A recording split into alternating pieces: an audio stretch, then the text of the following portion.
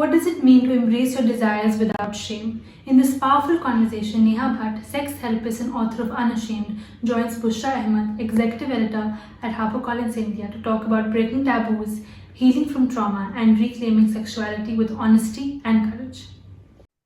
Hi, everyone. And hello, Neha. We're here to talk to my author, Neha, the author of Unashamed. Hello. Hi, Bushra. Very excited to be here. Thank you for doing this. So, for everyone joining us, we are here to sort of celebrate World Book Day, which is on the 23rd. And we're here to discuss this really important book. It's a book, yes, I was Neha's editor on it. And I think this is going to be an extremely if I may say so, intelligent, extremely impactful discussion. So let's dive right into it. Yeah.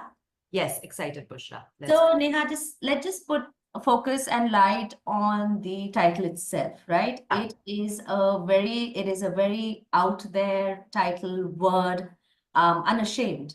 What does that mean to you, sort of personally, professionally, and how did that come to be, the title you chose for this book? Yeah, thank you for starting us off with such a beautiful question. And, earlier I was lifting this book to just highlight the tilt of the to the ashamed part, which the designer has done so beautifully, thanks to you. And I think, Bushra, that being unashamed about anything that you stand for is a core value of mine as a person first, and then as a therapist next. So over the 12 years of my practice, which has been in journey for 12 years, and every year I do different experiments and different innovations for the public with it, because it's such a unique lens on therapy itself. And I started off as an art therapist, then became a sex therapist, then became an author. There are many intersections to my work. Standing deeply for what I believe in at that moment of time and doing my research and knowing what I'm talking about is an important value for me. A lot of the times in our culture, there are lots of ideas that are thrown around, and we are expected to stand behind those ideas without knowing why we're doing so. So, unashamed is a way for me to kind of ask the public that, when you are looking deeply at a thing, then if you look super closely to it, you actually have a magical thing happen to you where you kind of become unashamed about that topic because you know where you stand inside of it. So when I kind of connect trauma to this and sex and sexuality to this, which is my studies and which is what my practice has been around, a lot of the times people struggle with intimacy, people struggle with love, people struggle with even labeling themselves a certain way, whether it's queer or not queer, married or unmarried or single, these values, these words, because there's a lot of shame, cultural, social, religious, around those ideas for us. Yeah. So there again, I think the title, like we were just talking about, also does tie into, all the themes that you deal with in the book, right? We deal with extremely intense, if one might say so. We deal with rage, we deal with sexuality, we deal with desire, we deal with anger, intergenerational trauma, which we'll discuss more in detail. But one thing that I feel is the reason why I was excited to get your book, very honestly, and I feel your work resonates and I want you to talk a little bit about how important it is to write about these issues in the Indian context, right? One of the big things you and I, a lot of things we talked about, that let's face it, these things are there abroad, but not here.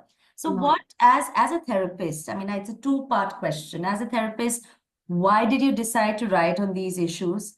And two, what are the differences you see in these relatively universal issues, which you see in the Indian context? Sorry, long question. Oh, beautiful one, and such a relevant one, which actually cuts to the heart of why this is, why we resonated, but also why this particular book needs to exist in its realm. And I wish one of the impacts I hope conversations like this has is that more people write, more practitioners of Indian origin, I hope they write around our experiences. So honestly, Bushra, it was from my practice. Before my practice, or even before social media and my practice, before the pandemic and the practice, I did not really see the need for writing in this capacity. I saw that people were taking information through video, audio. People were talking a lot about pop psych content, subjects, but it was very niche. It was a certain kind of person who probably has studied a certain kind of topic, who's a little, like reflective, Yeah, would yeah, go to Google and ask like 10 signs why my partner is doing this, 10 yeah, signs why I get really upset during a fight and why I want to punch something, but instead I don't punch something. So, I mean, yeah, deeply reflective questions like that were part of a certain kind of a friends group or like learners circle.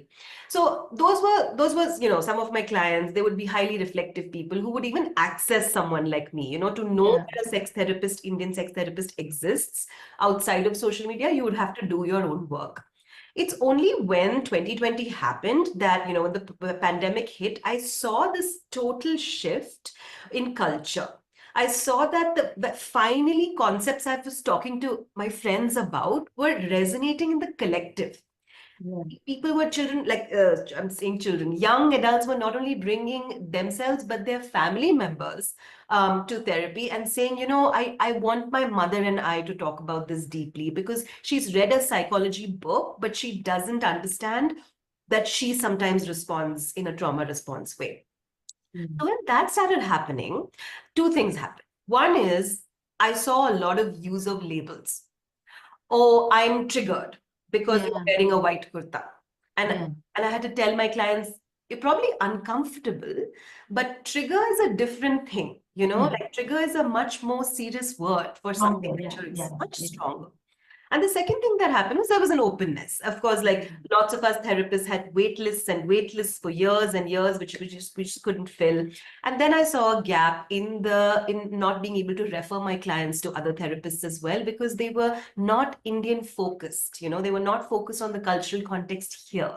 They were talking very much from a pop psych lens of if your mother's rude to you, cut off. Just let the boundaries, enforce your yeah, boundaries and leave, which was not a cultural reality at all for so yeah, many of us, right? Which is when I really saw the need for some of my public work to become more focused and streamlined. And then when I met you and then we had resonance, I was like, okay, great. Here is a way for this to become now a kind of workbook style, which was your idea, for mm, people to actually be able to work through these themes, not yeah, just talk yeah. about them as concepts. Yeah, yeah. I feel one of the reasons why, and you get a lot of them, readers sort of reaching out to you, which I really feel it's a landmark. No, landmark is the wrong word, but the testimony, of readers just reaching out to readers is actually the true sort of litmus test of a book like yours, which we I mean, it was obviously you're the specialist, but we sort of put it out hoping that when people read it, they sort of shut it for a second and think, oh my God, right? Mhm. And I feel like that has really happened. And even as an editor, I feel like that was really heartening. I mean, people, whenever you send me a text, you're so kind enough to send it. It's really good that what is in the text is clearly resonating, which also shows the universality of it. But I wanted to ask you one thing about, from your own, because I feel like we don't ask writers and therapists enough about this. This is obviously crystallized from your own practice from the last 10 years, right? I want you to talk to me because also your practice is not very traditional therapy. It's not that couch therapy that we all know of, right? It's That's right. slightly different. And clearly, I've seen you, in a session that we did in Delhi, that clearly people really resonate with the way you are sort of helping them out. I think that's the word. Mhm. So why, I mean, how do you think that kind of therapy works? And second, while you were doing this book, Neha, and choosing what to put in, what to also put in terms of, how you're going to help readers, how did it sort of, I don't want to use the word change, but affect Yeah. you as on a multiple level, as a therapist, Yeah. as, a woman, and also Yeah. as a person who's day in, day out sort of seeing this in the Indian society, right? I know it's a long question, but I feel they're interconnected. Yeah. Yeah, no, absolutely. The answer will also maybe be a little bit multimodal, right? It will bring out different kinds of dimensions here, Bushra, because we're living in culturally shifting times. Like systems Yeah. around us are breaking. Young people no longer respect authority in the way that perhaps when I was younger, I was expected to, or when Yeah. we were younger Yeah. in our generation, we were Yeah. expected to, right? Now there's a lot of questioning, sometimes for the sake of it, which is common in young people, but now there's also this exposure. So I know better. I can Google this concept. I can look at Dr. Gabor Mate's website and tell you Yeah. all the signs of trauma, Yeah. and then diagnose my father, etc., Yeah. etc. Like this started happening a lot. So I didn't actually identify as a healer therapist at all growing up. So just connecting another thread. My mom's a therapist, and I always actually really pitied her profession because she would bring home a lot of problems. And it was super talk therapy, counseling focused. She worked in rural areas. She worked as an abortion clinic specialist. She's been somebody who's worked across India quite a lot. So I would hear of a lot of diversities and I would hear her solution, which made a lot of sense. But I would see that the whole practice takes a lot out of the person themselves. Absolutely. Yeah. So I was never the conventional psychology. I didn't take the conventional psychology route. I actually went to a very experimental art school to go very far away from the idea of healthcare and wellness. Rigid structures of psychology, like I say. Yeah. Yeah. But even as a person, like I actually Yeah. ran the other direction from Yeah. this wellness field because I was so critical of it growing up because I saw its shadows very early on, just being part of that household, right? And so when I looked at art as a foundation for my first studies and just foundation of knowledge building, I saw that it's so different to experience a concept through your body, to move through poetry, Yeah. dance, to paint when you're feeling upset, to be Yeah. able to take something very intense like rape or rage or trauma and to actually work your somatic, your nervous system, which is now called somatics, but to work your nervous system through it. So all these terms were very esoteric when I went to art school, and I was seen as super esoteric myself, but that was very attractive to me. So even at the time when I started, as an artist, I just saw the holding of pain very differently from someone like my mom who was much more talk therapy focused. Yeah. Yeah. Yeah. Right. So those things happen. So conventional psychotherapy over the last 10 years is changing. Yeah. Dr. Gabor Mate is one of the most brilliant examples of someone who's opened the definition of trauma up Yeah. at his stature. To be able to do that is wonderful. I think he's like a Mr. Bachchan here, like he's that well known Yeah. Yeah. to be able to speak. So conventional psychology was moving out of the mainstream. There was this more open, esoteric form forming. There was a lot of white American language around it, whether it is dance or art or ritualizing your pain. This was very neo American. And then there was me who was trying to bring all of these together from ancient Indian wisdom across religion, from ancient cultural wisdom, right? Yeah. So that was kind of the reason that I kind of chose to write about this. But to come to your question, that was the way. Like it was really a work in progress for me, working through my own understanding of all these modalities and then offering it year by year. Do you think so? I think one of the things that I often feel about, and coming back to, the space of pop psychology books. I mean, I know in publishing we call it, pop psychology, but it's essentially demystifying psychology or the brain in that sense, right? And it is a hugely popular book segment for a good reason. I mean, everyone wants to understand what's going on in their brain, right? Right. If you have to sort of tell someone, a reader who has not picked up your book till now, Yeah. what will they find? Because I feel your book is something that, and that's how sort of we've discussed also, right? It is a very outcome oriented, if we may say so. So it's not like you're going to solve everything, but the aim of the way the book, you've written it, the way we've done it, is that the reader at the end of the book will be aware. I think awareness was one of our sort of touchstones that we wanted to. Other than that, so again, because you know best, because you know your, people you talk to about, someone who's not picked the book, what do you want to tell them about why this book and why should they pick it up in that sense? I think that there are a lot of concept-based books out there which people can pick up for any deep understanding of trauma.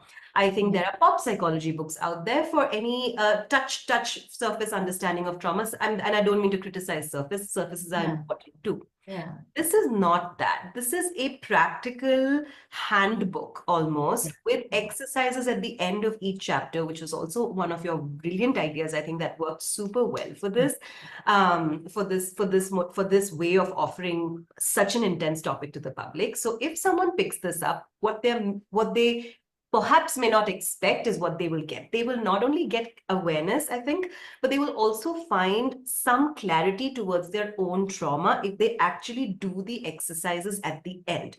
One of the things I love about what I've done here with you is that we've created a map. Yeah. And a lot of the times when people touch these topics, they get so overwhelmed by the topic itself that they kind of go, okay, fine, like, I could only get through like 2 pages of that first chapter and that's it. This is not that. This is not a Dr. Bessel van der Kolk's life history of cases of trauma. That's different. This is like, okay, I'm Indian. I grew up in India, or I grew up with an Indian mindset in an Indian household. Yeah. What happened to me in my childhood, in my teenage, that led to who I am as an adult. By the end of the book, if you follow through, you will find it, if not the entire trauma map, some bits of a trauma map forming for you. Yeah. Yeah. Do you think, I mean, in your work, I mean, again, you will know, do you think that we sort of as a society, again, it's ever changing, yes, but do you think, and with the current climate of everything, right? I feel like there is a deep sense of trauma, yes, a sense of nihilism, especially if I may say so in the Gen Z. I don't want to say younger because I don't want to ever accept that we are not young, but there's a sense of Yeah. and of course this in your book does in parts, because I feel your book also deals with, like we talked before, about the joy of discovering a sense of awareness. The Yes. case study that you've placed might not exactly have happened to the reader, Yeah. but the aspects what they're crystallizing out of that might happen, right? So Yeah. in that sense, do you think that one size fits all works across generations in India too? That's what, because I remember I would tell you that who is the TG, right? And we would talk about it. So do you Yeah. think, because Gen Z, then there's millennials, there's the Gen X, do you think Yeah. it's a one size fits all for Not at all, right? And I think that's why we would have so many conversations about target group, and maybe that's why the book is so different too, because it is not meant to reach just one type of reader or one generation of reader. It really touches upon different longings of perhaps different generations, be it the labeling that Gen Z likes, be it the post labeling, which is what a lot of the older generation is about. That they say in India, it's okay, it happened in the past. Though even the most empathic, compassionate mother who's 60 plus will say, don't delve on it that much. Move. That will be the Indian mindset, right? Because of their generation. 25 plus will say, no, I'm not done. You have to just keep listening to the pain part. Yeah. And that's to do with a lot of what they're hearing also on social media, which is the trauma piece, right? So the book is not only about the trauma piece, which is why it's a workbook. It actually moves into the post-trauma piece. What happens after that trauma has happened? How do you move through it? What's the process? And if you don't have the money, which not a lot of people do, to access therapists who have a certain business expense, who have to charge as much as they charge, then where do they go? Where does a reader go? So one of the reasons why we're getting so much positive feedback, or even long letters, Bushra, like every month the inbox is filled with like at least 10 to 15 people saying, I read it, this happened to me, and here's the outcome. Why that's happening is because there's such a dearth of books that connect between generations. They don't answer things very easily. They may not be clean experiences. There may be lots of pushback to the things in the book. But what they do is they don't neatly package everything in one box. And I think that's also one of my ways of being unashamed to do this kind of kind of like this push to make everything one and linear and everything clean and pop-sized and bite-sized. Yeah. I also feel it's to do with the clutter, Neha. I mean, yes, I know that even your work is a lot online, but you know what I'm talking about, you know. The average, younger person is online all the time. And we have so many, you might call them influence, whatever you might, who puts that out there. I'm sure because you and I inhabit the same sphere, so to say, there'll be someone talking about they'll just put out something about their sexuality or their experiences, and people react, and because they put these screenshots on their Instagram, it is very evident that there is a universality of issues, especially to do with sexuality and sexual attitudes. Yeah. Because why is it that there is someone you don't know on the internet um, putting up something about their own life, about, something sexual, and people are just writing in. So I feel like, and this is another very important part of the book I think we should talk about, is sexuality. That's your, and sexual attitudes and sex in its sense. You were also one of the few people I feel currently in the country who sort of does, I don't know, sex therapy the correct word? It is, okay, yeah. And who sort of deals with the attitude towards it. Now, I know a bit how you came into it, but if you had to tell people in a nutshell about, not only from your practice as well as the book, about what are the current attitudes and where do you see them going, because again, it's an ever-changing society. Right. But I feel it's a very catch-22. There are some things that are remaining steady but changing. So what do you think about that kind in our society today in that sense? So going to the influencer sphere, we're part of the same sphere of digital media that we have. And I've also seen that some of people sort of sharing their sexual experiences in the name of openness and vulnerability and authenticity, which, made a lot of sense, Bushra, in 2020, because there was no such space that the Indian audience had occupied yet. Now, and 4 years, and it's 5 years, 2025. So 5 years in digital culture is like ancient. Like 2020 is ancient. Which is so like bizarre to me. But really, things that were popular in 2020 are no longer getting the same like reaction, which is the heart of some of these things I talk about. Only naming the thing will get you one level of awareness. You'll be like, okay, great, I know this thing. Now there's an oversaturation of naming, which is why there's so much pushback towards it, right? Now we know that the influencer or the person or the therapist talking about their life experiences isn't being vulnerable online. Yeah. Because there's an oversaturation of vulnerability. There's an oversaturation vulnerability also. Yes. That's true. Yeah. Film actors are doing it, musicians are doing it, everyone's doing it, sharing your story to gather views, to then have, this has become a business model. No critique to it, I'm just naming a name. Yeah, absolutely. Yeah. That it is. Which is very different from, I think, the tiers that India lives in. There are many Indias. Some Indias are still just catching up to that 2020 culture, and they're doing that. Some other Indias have moved far away and are oversaturated and are saying, so what? So now what do I do? So these are the kind of complexities that I see a lot in the practice, of course, but even in my friends' circle. That people say, sex positivity is great, but I'm not able to actually identify with this label because, I don't know how to bring in a partner when I live with my parents at home and I'm 30 or I'm 40 or I'm 50 or I'm 25. I don't know what to do. And so should I just hide and should I just, keep buying sex toys and then, stow away my boyfriend and hide from my parents? These are the kind of cultural questions that are coming to light.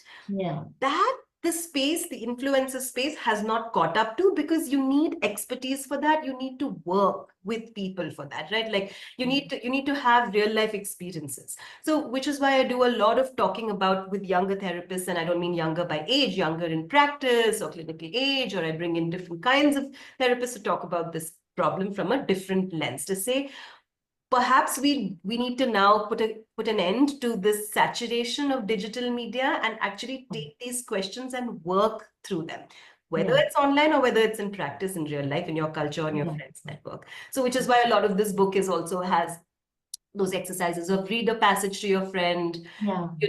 you've processed a story, maybe this came up, what was trauma for you, how was your mom treated in this way? Cool. Now that you've like written it down, go to your friend, talk to them about it, not just like, here's what happened and I'm just going to sit in it, Yeah. It's different from what I'm suggesting. So Yeah. hope that kind of Yeah, no, I mean, I think also one of the reasons is, I mean, again, I brought the influencer thing because I feel that what this book also does is break through the clutter in that sense. There is a lot, like you rightly said, I just go Google something, or there will be some therapist or someone, these reels. And I feel like for a lot of people who perhaps are not into books, it can also be misleading, right? Because that brings me to what I want to talk to you next about trauma, right?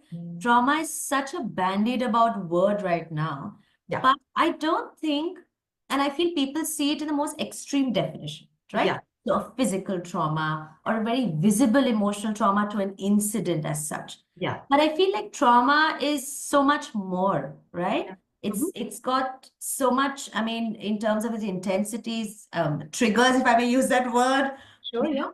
So if you have to tell again, a reader, a potential reader who might be watching this, that what will trauma be, especially in our society, examples of it, Yeah. what is trauma? Because I feel like maybe some people don't even know, Neha, how to Yeah. even identify what it is. So how would you tell them what trauma is, especially in our society? Yeah, I would simply tell them, if your reaction to something in your life is not proportional to the context, there is trauma. Simply put, it's that, right? If I'm hit on the street by some auto driver, I am not, or by somebody, let's say just XYZ person, I'm not supposed to sit there and meditate and say which trauma response and what is compassionate listening. I'm supposed to protect myself from being hit by either leaving the situation or saying stop, whatever, in context. Then I go home, I talk to my partner, talk to my mother, talk to my friends. I'm supposed to cool down as long as nothing major happened to me. This is contextually appropriate. Yeah. But if I'm on the street and I got hit or attacked by someone, and my response was to just keep quiet and just take it in and or freeze in that moment and then go home and then punch a wall or slap my kid, which is again pretty extreme, but less intensity examples, perhaps to overeat, to binge eat, Or and just cry out move of out, anger, a delayed reaction. Yeah. immediate reaction, Yeah. to not tell anyone for 10 Yeah. days that happened to me, and I'm just carrying that hurt and fear. And my partner is like, what's up with you? What's up with you? And I just can't say that I'm feeling really shut down because I was attacked on the street. This is not contextually appropriate. What happened is I should have pushed back and I should have protected myself in that moment, because it's a physical harm that I was experiencing. But I just kept it in, and now I'm expecting it to go away, but it doesn't go away. So for us in the Indian context, no, Bushra, there's been so much repression of healthy responses to do with sex, Yeah. that we have a particularly different problem. We have a different problem from the US. We have a different problem from Europe. We have a different problem from even, Bangladesh, or like Bhutan. Like ours is a very specific problem. Yeah, that's true. Yeah. Of kind of saying like, it's okay, forget it, this is not important, move on. This has been a cultural expression, and which is where spirituality comes in for us, where people do a lot of spiritual bypassing in our culture. It's a highly religious context, a highly spiritual context. So beyond all sorts of religions, the idea is very much like pray or have faith and move out of that pain. But what happens when that pain is so deep that, because it didn't get appropriate channel, it kind of got lodged in the body in one way or the other. So then you're carrying it for 20, 25 days. You think you've forgotten about it, but 5 years later, you're still remembering it. So this is just, I'm talking about the accident. But if you take sex, which is a lot of examples in the book, that someone is 30 and they're remembering what happened at 6 when they were naked and their mom couldn't protect them. So like that connection for us in the Indian context has been totally missed, because the solution for most harm here, specifically sexual harm, has been keep quiet. We give all the love and care to heal from it, but don't say anything. Don't confront the perpetrator. Don't, if it's your family member specifically, don't rock the boat, because it's such a community-driven culture. Leave the room, which has led to a lot of adults carrying a lot of stuff, memories stuff from the past, and which is why not all trauma looks like big trauma where they have scars and everything. There's Yeah. emotional baggage, scars, the suitcase that we talked about so much, the Yeah. Yeah. suitcase of repression, which Yeah. of desire that exists, that most people just have not opened it to see what's Yeah. in that suitcase. Yeah, yeah. I want to take you to something that is not talked about in the book, but it's been sort of, I thought of you, and because pop culture is occupied. So I'm sure you must, I don't know if you've seen or heard of Adolescence, that series that sort of everyone's, I have heard. and it's quite as of course, the story is, the writer, talks about, it's based on real life incidents that happened in the UK about young adults. You're talking about like 13, 14 years old, right? Yeah. But of course, anyone who is aware of the world knows it's a much larger thing. It deals. I don't want to talk to you so much about the manosphere because that goes in different territory. But what again, that sort of, you could have easily transplanted that whole story into here, you know? Yeah. Again, it's a universality, it was obviously, let's not get into the class, all these aspects, Sure. but I feel the attitudes that gender, men, women, girls, and boys have towards each other. Also, that aspect of children not being able to talk to their parents and vice versa. Yeah. Attitude. So, I wanted to sort of, again, this is such an off topic, but I feel you're the correct person that in these kind of things but it was obviously about sex and sexuality in some way, Yeah. And there's that really great scene in Adolescence when, the little boy tells his court-appointed therapist, saying, so you don't like me. Yeah. Not like the therapist and him who was an adult had a sexual thing, but it was Yeah. obviously, again, there was a lot of repression there. Yeah. And I know it's a very politically, perhaps not a popular statement, but we are, because of our cultural attitudes, a very repressed society, right? Yes. In that Yeah. sense, I wanted to ask you that with so many people you worked in, how does someone first recognize that there is that repression? Because it somewhere starts in young adults at 10, 12, 13, right? And if it's not resolved, that's when a 33-year-old will be bizarre. So how do they recognize that there is repression? And once they have recognized, are there ways to sort of, I don't want to use the word fix it, but at least work on it, especially in our society? How do you think? I think the friends are a very good gauge, Bushra, especially old, long-term friends who know us, especially someone who may have no idea of trauma, etc. Simple tip. This is really a tip and trick. Yeah. What is something two or three long-term friends about you have repeated again and again about you that you're just not willing to accept about yourself, Yeah, that's a very good, This is a difficult one for a lot of folks, but it's a very important one because first time they'll say it will be like, no, this is their projection. Second time you say, okay, maybe I've heard this before. Third time, fourth time, when you keep getting repeated feedback about something about your behavior, not saying you're at fault, not saying the person is at fault, but there's something that you're not looking at deeply enough that this pattern keeps repeating, which is the number one sign of some type of repression because it's not in your conscious awareness. In Jungian psychology, we call it shadow. It's your shadow. It's what other people instantly pick up about you, but you don't necessarily agree to it. You don't see yourself that way. So for me, it's intensity, right? For a long time, people are, she's so intense. So when I was younger, I used to think this is an attack. So I used to be like, oh my God, I'm not intense. I'm good girl. I'll be quiet type of thing. Later on, I was like, wait, this is part of something that everybody picks up universally about me. Yeah. And I have to just connect to what I have. My story is around intensity. Do I think women who are very intense are not liked? Sure, maybe that, and especially Indian women. Yeah.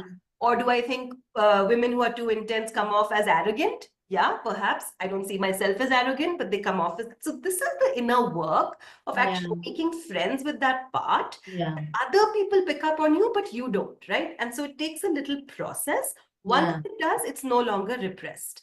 Now, to do that kind of work, this is the foundation of Western psychotherapy, which is, I want to stress, it's Western.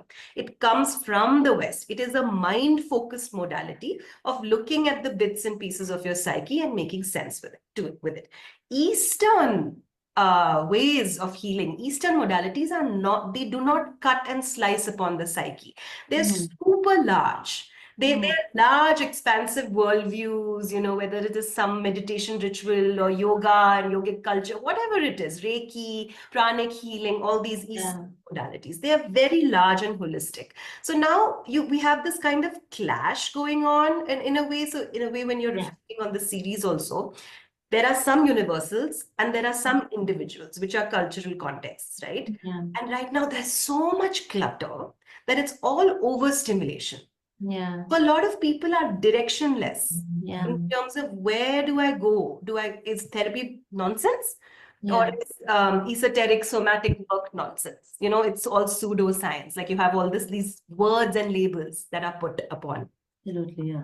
So my offering and hope is really that the book, just especially to uninitiated readers, gives a little bit of a taste into like what is inner work even about, what is the scope, what is therapy, the Western modular lens, what is somatic work, much more Eastern, where does it all lie for us as in India, is that we are a mixed society. We have both of these. We have people from all diverse backgrounds all living together. So we have like this mixed kind of khichdi going on. So in that khichdi, is it possible to like pick a flavor and to just stick and do some work? Thank you, Neha. That was really, I feel, enlightening. And really, as usual, whenever I have a chat with you, I feel like I learned. And I always want to go back to the book we did. So really, thank you. Most welcome. Yeah, the questions were so on point. I mean, I think we have a good resonance going on here. Yes, we've always had that, which is good. Before we go, Neha, I wanted to sort of ask you to tell our, readers about, how sort of piracy is something that, as a publisher, we sort of face. And I just want to tell you readers about how piracy, but always pick up the book that you've written in its form, because, if you could just tell the readers a line or so about that.